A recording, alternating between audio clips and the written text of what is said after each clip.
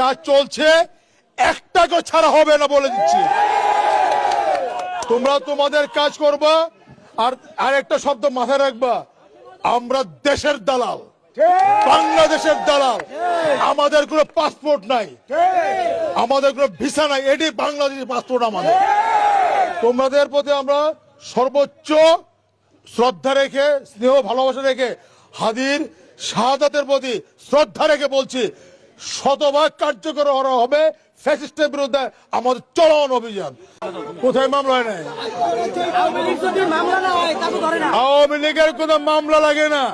তুমি শুনো, তুমি গতকাল আর পরশু দিন আজকের আমাদের একটা দেখতে দেখবা, মামলা লাগে না আমাদের। মামলা বলে আকাশে যত তারা পুলিশ তত ধারা, আমরা কাজ করে যাচ্ছি। তোমার টেনশনই করো না, এটা আমরা ইনশাল্লাহ। আমাদেরও নাই, মরার ভয় ইনশাল্লাহ।